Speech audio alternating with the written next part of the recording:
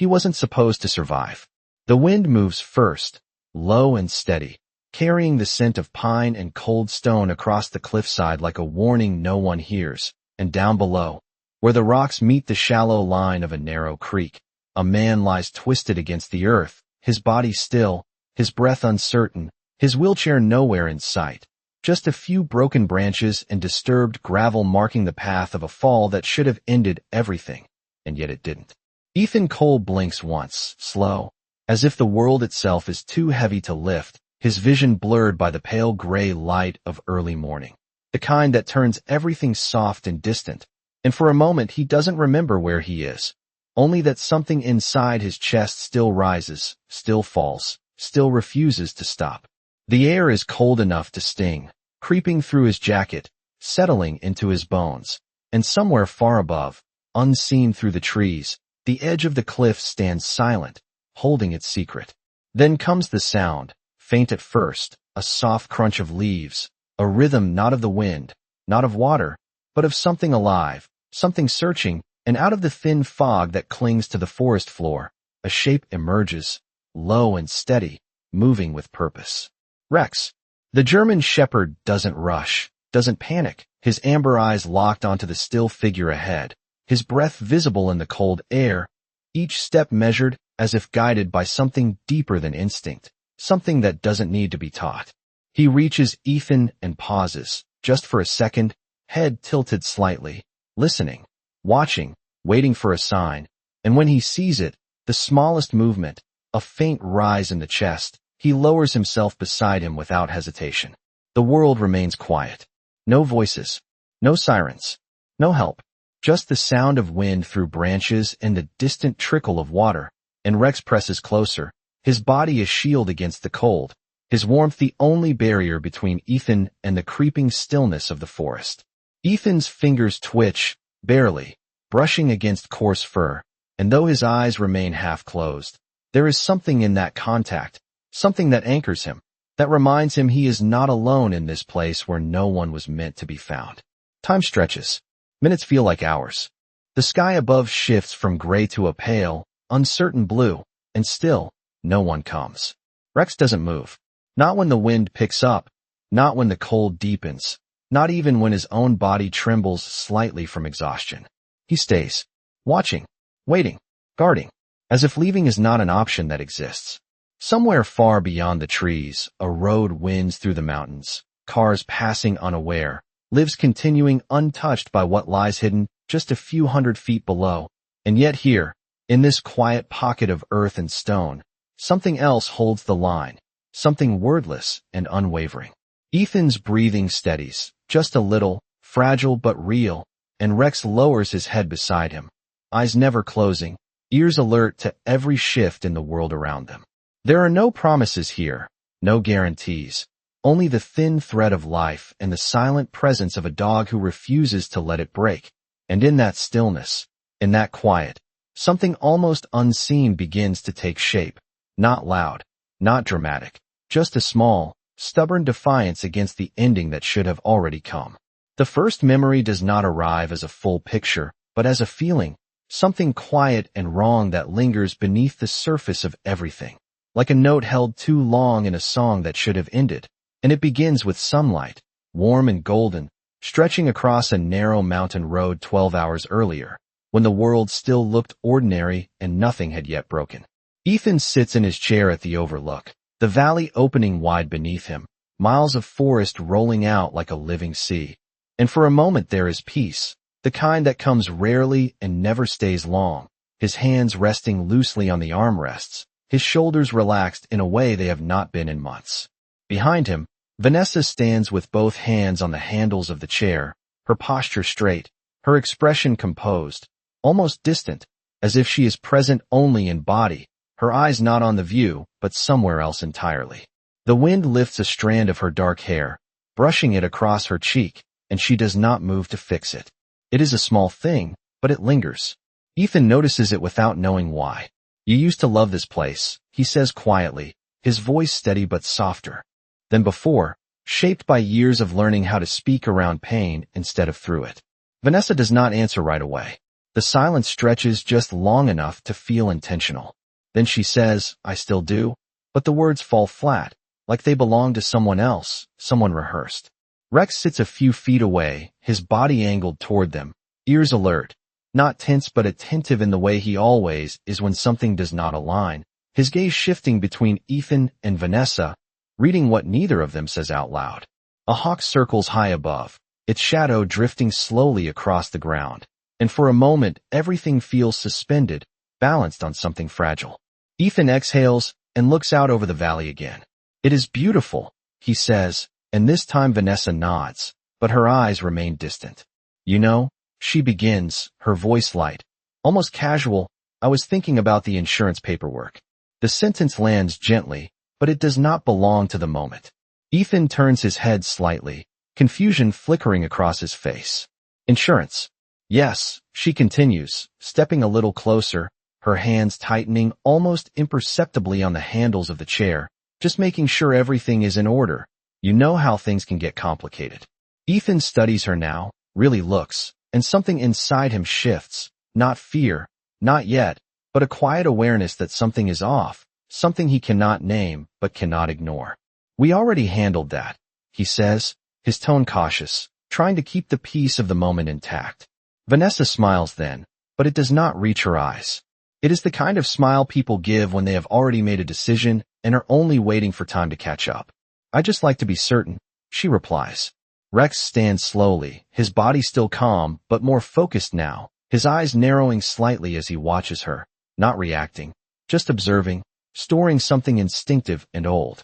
The wind shifts, colder now, carrying a sharper edge from higher up the ridge, and the sound of it moves through the trees like a whisper no one quite hears.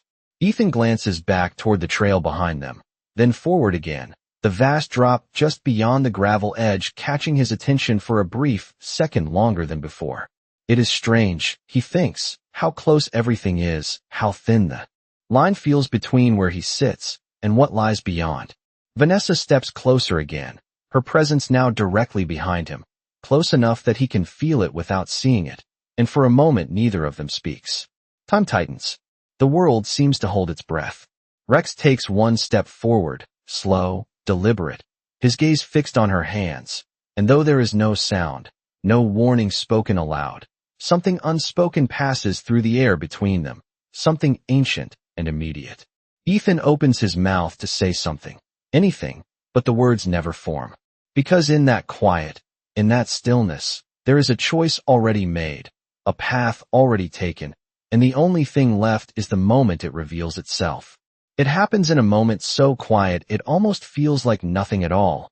No shout, no warning, just a subtle shift in weight, the faint scrape of rubber against gravel, and the sudden absence of ground where it should have been. Ethan feels it before he understands it. That brief, impossible sensation of movement without control, of the world tilting in a way that makes no sense, and for a fraction of a second his mind reaches for reason, for balance, for anything to hold on to, but there is nothing. The sky opens wider above him, pale and endless, and the edge disappears.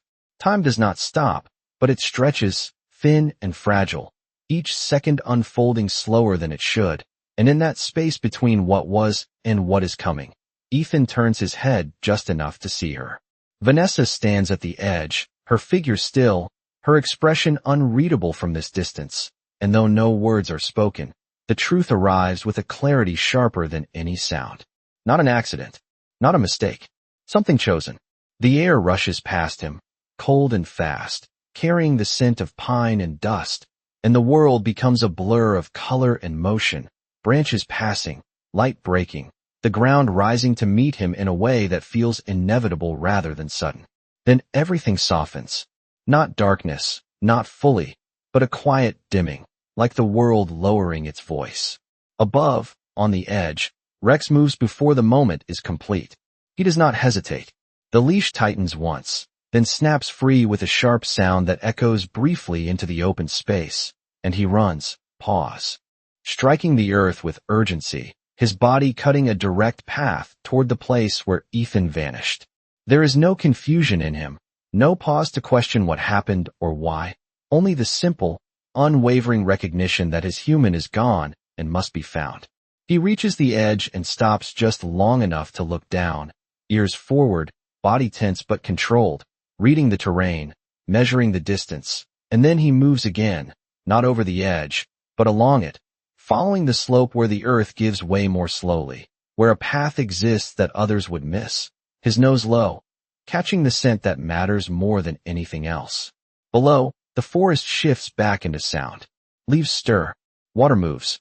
A faint breath, uneven but present, rises and falls against the quiet, and Rex finds it, step by step, guided not by sight alone, but by something older, something built from years of walking beside one man through places where survival was never guaranteed. He descends carefully, his body adapting to the angle, claws finding grip in loose soil, muscles working with precision as he closes the distance, and when he reaches Ethan, he does not rush in wildly, does not panic, but lowers himself close, steady, deliberate, his presence immediate and certain. Ethan's eyes flicker, barely open, the world still distant and heavy, but there is awareness now, a faint recognition carried not by sight, but by something more familiar. The sound of breath that is not his own, the warmth pressing against him, the quiet, unwavering refusal to leave. Rex leans in, his nose brushing against Ethan's hand, and when there is the slightest response, the smallest movement of fingers against fur, he settles in fully, positioning himself beside him as if this place, this moment, is now his post to hold. Above them, the cliff stands silent, the world beyond continuing untouched, but down here, in the narrow space between what almost ended and what still remains, something holds steady, something that does not question, does not calculate, does not turn away. And in that stillness, where no promise has been spoken and no help has yet arrived, the line between ending and survival is no longer carried by chance alone, but by the quiet, stubborn presence of a dog who chose to stay. The cold deepens as the hours begin to stretch, not sharply, but slowly, settling into the ground, into the air, into the quiet space where Ethan lies suspended between awareness and darkness, and Rex feels it first, the shift in temperature, the subtle drop that comes with the fading light as afternoon leans toward evening, and without hesitation he adjusts, pressing closer, aligning his body along Ethan's side, his thick coat acting as a barrier against the creeping chill that moves through the trees like an unseen tide. Ethan's breathing is uneven but present, each inhale shallow, each exhale a fragile thread that could break if left alone too long, and Rex listens to it, not with ears alone, but with something deeper, something trained through years of walking beside a man who had once depended on him in places far harsher than this, places where silence could mean danger and attention meant survival. The forest around them remains indifferent, leaves shifting overhead, branches creaking softly as the wind changes direction, the narrow creek continuing its quiet path just a few yards away, its sound steady and unchanged, as if nothing here has happened at all. Time passes without markers, no clocks, no voices, only the slow drift of light as it begins to dim, turning the edges of the world softer, less certain. Ethan stirs once, a faint movement in his arm, his fingers brushing again against Rex's fur, and this time there is a whisper of intention in it, not just reflex, not just chance, but recognition. Rex lifts his head immediately, eyes alert, watching Ethan's face for any sign, any signal, and when Ethan's lips part slightly, forming a breath that almost becomes a word, Rex responds the only way he knows how, by staying, by holding his position as if anchored there by something unbreakable. The memory of commands lingers in him, echoes of training that once guided him through structured tasks. But this is different. This is not obedience to a voice or a signal. This is something chosen, something rooted in a bond that does not require instruction. A distant sound reaches them then, faint and far, not yet clear, but enough to shift the stillness, and Rex's ears turn toward it, his body tensing just slightly, not in fear, but in readiness. He does not leave. Not yet. He waits, measuring, listening, trying to understand whether the sound belongs to help or to something. That does not matter. The wind carries it again, a low hum that could be an engine, or just the echo of something passing miles away, and Rex makes a decision, not sudden, not impulsive, but deliberate. He rises slowly, stepping away from Ethan just enough to circle once, his nose scanning the air, mapping the space, confirming what he already knows, that Ethan is still here, still breathing, still worth guarding. Then he returns, lowering himself back into place, closer than before, as if narrowing the distance between them can somehow hold the world together a little longer. The light fades further, the sky shifting into a muted gray-blue, shadows lengthening between the trees, and the temperature drops another few degrees, the kind that seeps into skin and bone if left unchecked. Ethan's breathing falters for a moment, a pause that stretches too long, and Rex reacts instantly, nudging gently against his shoulder, pressing warmth back into him, urging something unseen to continue. And it does. A breath returns. Then another. Small. Fragile. But enough. Above them, unseen through the canopy, the road remains, cars passing from time to time, unaware of the quiet battle unfolding just beyond sight.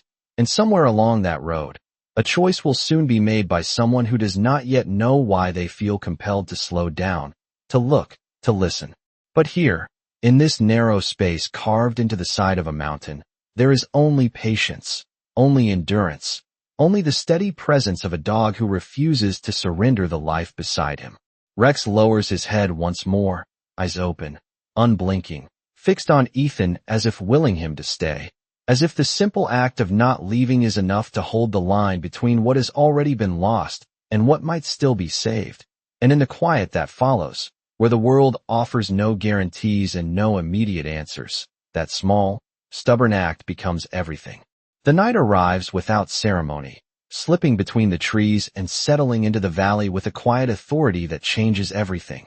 And the last trace of daylight fades into a deep blue that slowly turns to black, leaving only the faint outline of branches against the sky and the soft, constant murmur of the creek nearby. And in that darkness, the world feels larger, colder, more distant, as if help itself has been pushed miles further away.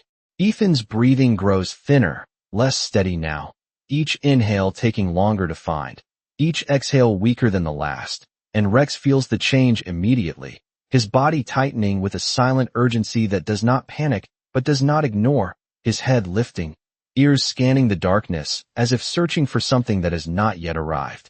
The temperature drops into the low 40s, the kind of cold that seeps through fabric and into bone, and Rex presses closer again, adjusting his position so that more of his body covers Ethan's side, sharing what warmth he can, his breathing slow and controlled, as if matching Ethan's rhythm, as if guiding it back towards something steadier.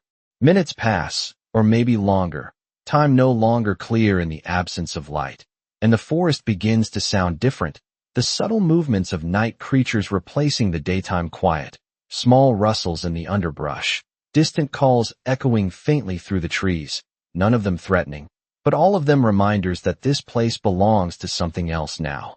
Ethan stirs again, weaker this time, his fingers barely moving against Rex's fur, but the contact is enough for Rex to respond, nudging gently, pressing his head under Ethan's hand as if asking him to hold on, as if reminding him that he is still here, still needed, still not alone.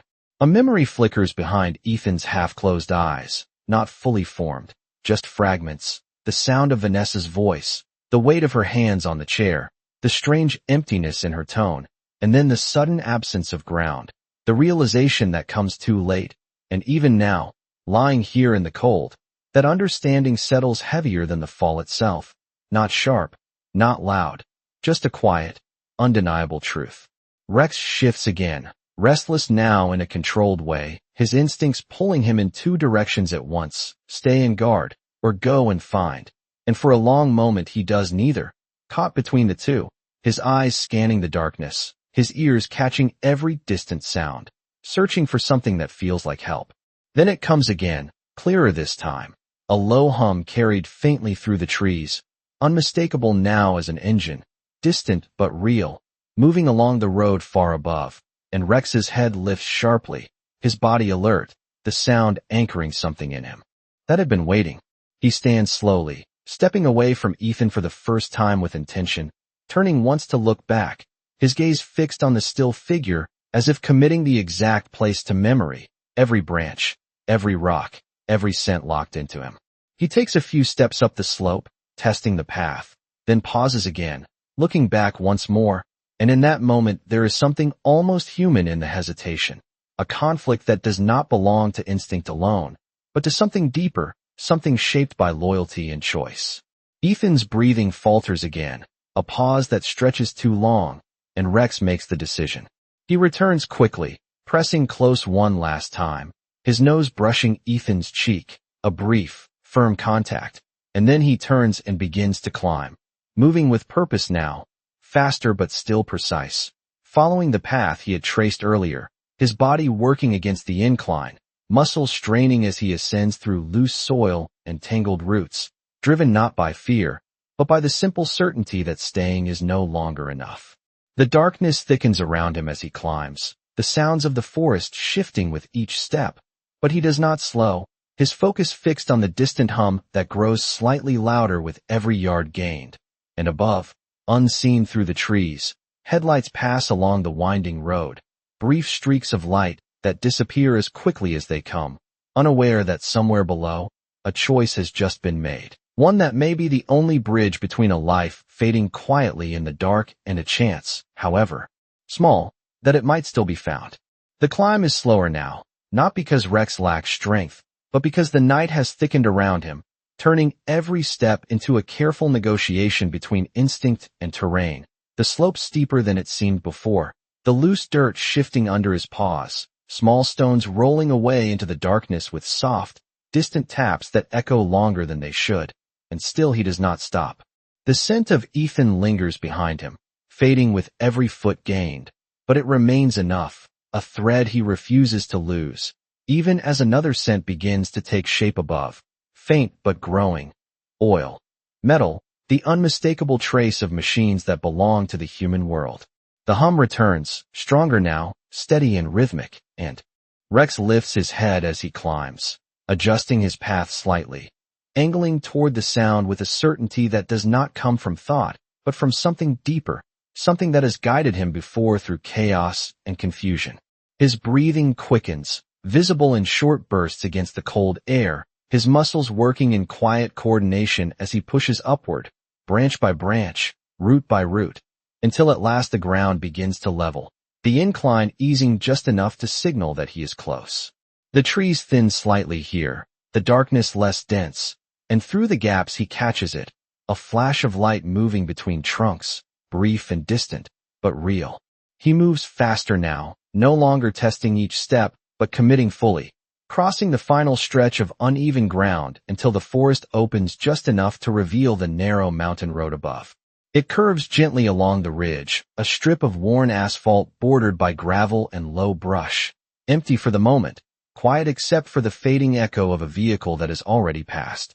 Rex steps onto the edge of it and stops, his body still, ears forward, eyes scanning both directions, as if measuring time itself. The road smells of passing cars, rubber and dust, traces layered over one another, but none of them are here now. The silence stretches, heavier than before, and for a moment the distance between where he stands and where Ethan lies below feels impossibly large, as if the two worlds no longer connect. Rex turns his head back toward the slope, toward the darkness he just climbed from, and something in him pulls, urging him to return, to stay, to guard what he knows is still there, still breathing, still waiting. But the memory of that fragile rhythm, the weakening breath, presses harder, and he turns back to the road, choosing again. Minutes pass, then more. The cold settles deeper into the air, and the stars begin to show faintly above the tree-line, distant and indifferent. Then, at last, a sound. Faint at first, then clearer. An engine, approaching this time, not leaving. Rex stiffens, every muscle alert, his body leaning forward slightly as two beams of light appear around the bend, cutting through the darkness and stretching across the road in long, pale lines. The vehicle moves steadily, not fast, not slow, just enough to pass by without noticing anything at all. Rex steps forward into the edge of the light, not fully in the road, but close enough that his silhouette breaks the beam for a fraction of a second, enough to be seen, enough to interrupt the ordinary. The vehicle slows slightly, just enough to suggest hesitation, but it does not stop. It continues forward, passing him, the light trailing off, leaving the road dim again as it disappears around the curve. Rex does not chase. He does not bark wildly. He stands, watching the fading glow until it vanishes completely, and for a moment the stillness returns, heavier than before. Then, from the distance ahead, the red glow of brake lights flickers once, then twice, and the engine sound changes, lowering, slowing, the vehicle coming to a gradual stop somewhere, just beyond the bend. Rex's ears lift sharply, his body shifting forward, and without hesitation he moves, trotting down the road toward the place where the light waits, carrying with him the only thing that matters now, the silent message that somewhere below, in the dark where the forest holds its breath, a life is still there, still fragile, still within reach if someone is willing to follow.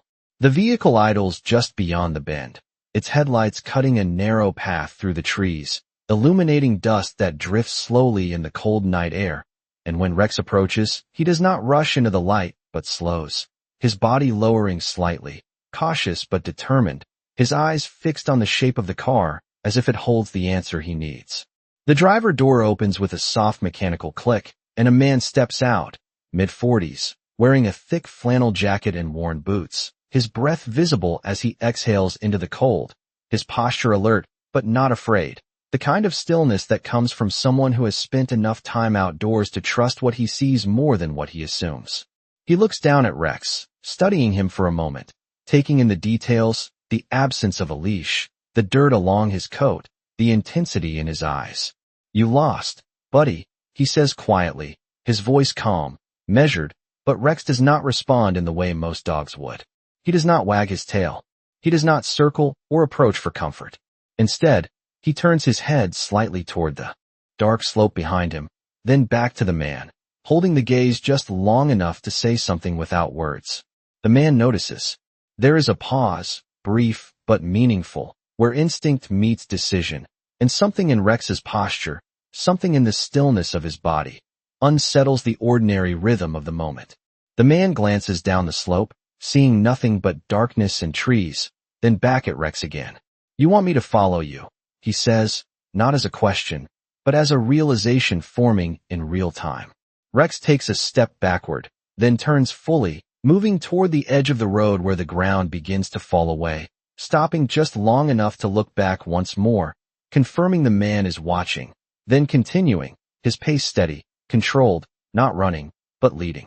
The man hesitates for only a second before reaching back into his truck, grabbing a flashlight, its beam sharp and white as it cuts through the darkness ahead. He steps to the edge, angling the light downward, and the beam reveals only fragments at first, uneven ground, scattered rocks, the tops of low brush, but then Rex moves further down, his body slipping into the path he had climbed, and the man follows, carefully placing each step, his boots finding purchase in the loose soil as he descends. The air grows colder with each foot downward, the sounds of the forest closing in around them, and the beam of the flashlight shifts, searching, scanning, until it catches something that does not belong, a shape against the ground, still and out of place. The man freezes for a moment, his breath catching slightly as the reality settles in. Then he moves faster, more certain now, closing the distance until the light falls fully across Ethan's form. He kneels immediately, the flashlight dropping to the ground beside him, its beam casting long shadows as he leans in, checking for signs of life, his movements careful, deliberate, and then he exhales, a quiet release of tension as he feels it, faint but there. "Hey, can you hear me?" he says, his voice low but steady, and though there is no clear answer, the presence of breath is enough. Rex steps closer again, positioning himself beside Ethan as he had before, his eyes moving between the man and the one he never left, as if making sure the connection holds, as if confirming that this new presence belongs here. The man reaches into his pocket, pulling out his phone, the screen lighting briefly in the dark as he searches for signal, stepping a few feet away, raising it slightly, turning until he finds a bar, just enough. He speaks quickly but clearly, giving the location, describing what he has found, his voice controlled but urgent, and as he talks, he glances back at Rex, who remains exactly where he should be, exactly where he chose to stay, guarding the thin line that is not yet broken. Above them, the road waits, quiet and distant, but below, in the narrow space carved into the mountainside, the world has shifted, not loudly, not dramatically, but in a way that matters, because someone stopped, someone listened, and a dog who could not speak found a way to be heard. The call goes through on the second attempt, the signal weak but holding, and the man speaks with the kind of clarity that comes when urgency sharpens every word, giving coordinates as best as he can, describing the slope, the distance from the road, the condition of the man on the ground, and when he ends the call, the silence returns, but it is no longer empty. It carries something now, a direction, a promise moving somewhere beyond the trees. He returns quickly to Ethan's side, lowering himself again, checking his breathing, his pulse, his voice steady as he speaks even if he does not expect an answer, because sometimes it is not about being heard. It is about reminding someone they are still here. "You are not alone," he says quietly, and Rex lifts his head slightly at the words, as if recognizing their meaning even without understanding the language, as if knowing that something has shifted in the world around them. Minutes pass, slow and heavy, the kind that stretch longer when waiting becomes the only thing left to do, and the cold presses in again, deeper now, but the man adjusts, removing his jacket and placing it carefully over Ethan, adding what little warmth he can, his movements deliberate, respectful, as if handling something fragile and important. Rex does not move far, only enough to allow space, then settles back in, closer again, his body forming that same protective line, his presence constant, unwavering, his eyes moving between Ethan and the man as if holding both in the same quiet watch.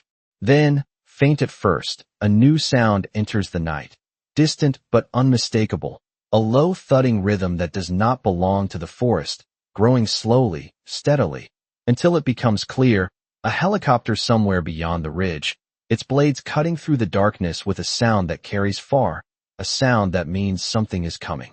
The man looks up instinctively, scanning the sky though he cannot yet see it, only hear it, and he exhales, a small release of tension that he does not fully show. "Hold on," he murmurs, not sure if he is speaking to Ethan, to himself, or to the moment itself. The sound grows louder, closer, and soon a faint glow appears above the trees, sweeping across the canopy in slow arcs, searching, narrowing, until at last the beam finds them, cutting through branches and shadow, locking onto the small clearing where they wait. The forest shifts under the wash of light, leaves trembling, shadows moving rapidly, and the man raises an arm, signaling, though he knows they have already been seen. The helicopter circles once, then again, adjusting, and voices crackle faintly through a distant speaker, instructions carried down in pieces, clear enough to follow. "Stay where you are. We see you. Help is on the way." The words echo softly against the trees, and for a moment everything feels suspended between sound and silence, motion and stillness. Rex remains exactly where he has been, unmoved by the noise, unmoved by the light, his focus still anchored to Ethan, as if nothing else matters, as if the arrival of help does not change his role, only reinforces it. Soon, shapes appear along the slope above, figures moving carefully downward with equipment, their steps measured, their voices low but coordinated, the rhythm of trained movement replacing the quiet stillness that held the space before. They reach Ethan quickly, assessing, working with efficiency that comes from repetition and purpose, and though their hands move with speed, there is no panic, only precision. One of them glances at Rex, noting his position, his stillness, and says quietly, "Good dog," but Rex does not respond to the praise, does not shift his attention, because for him this has never been about recognition, only about staying. They prepare Ethan for the lift, securing him carefully, communicating in short, clear phrases, and as they work, the man steps back slightly, giving them space, his role complete in a way he did not expect when he stopped his truck just minutes before. Above them, the helicopter steadies, the cable lowering through the air with a soft mechanical hum, and as it reaches the ground, the final steps begin, controlled, deliberate, everything moving toward one outcome that, not long ago, had not seemed possible. And through it all, Rex stays close, just within reach, his eyes never leaving Ethan, as if even now, with help all around, the most important thing remains unchanged, that quiet, stubborn promise he made without words, to never leave, not even when the world finally arrived to take over. Morning does not arrive all at once. It comes slowly, quietly, like a promise that takes its time to be believed, and by the time the first light touches the hospital window, the world feels different, softer, as if the night has finally released its hold. Ethan lies still beneath clean white sheets, the steady rhythm of monitored breath replacing the fragile silence of the forest, and though his eyes remain closed, there is a sense that something has shifted, something inside him choosing to stay where before it had nearly let go. The room smells faintly of antiseptic and warm air, a stark contrast to the cold earth and pine that had surrounded him hours before, and beside the bed, not moving, not wandering, Rex rests. He is quieter now, his body finally still after the long night. But his presence has not changed, his position close enough that the edge of his fur brushes against the side of the bed, as if even here, in safety, the distance must remain small. A nurse passes by the doorway and pauses for a moment, watching the scene without interrupting, something in it too simple and too meaningful to disturb, then continues on, her steps soft against the polished floor. Outside, the early morning traffic hums faintly, life continuing in its usual rhythm, unaware of how close one life came to ending in a place no one would have seen. Hours later, Ethan's eyes open slowly, not with urgency, but with effort, the light unfamiliar at first, the ceiling above him a quiet confirmation that he is somewhere else, somewhere that holds him steady instead of letting him fall. He breathes in, deeper this time, and though the memory of what happened lingers just beyond reach, something else comes through first, something grounded, something real. Warmth. He turns his head slightly, the movement small but intentional, and there, just within reach, he sees him. Rex lifts his head immediately, eyes meeting Ethan's with a calm that does not need explanation, and for a moment neither of them moves, the space between them filled with everything that has already been said without words. Ethan's hand shifts, slow but certain, and rests gently against Rex's head, fingers pressing lightly into the familiar fur, and the contact holds. Not dramatic, not desperate, just steady, just enough. No words are spoken. None are needed. Later, questions will come, voices will fill the room, explanations will be given, truths uncovered, and somewhere beyond these walls, consequences will take shape for choices made in silence. But here, in this quiet moment, none of that matters yet. What matters is simple. A breath that continues. A presence that never left. A line that did not break. Rex lowers his head again, settling back into place, his body relaxed now, the tension of the night finally easing. But even in rest, he remains close, as if distance itself has become something he no longer trusts.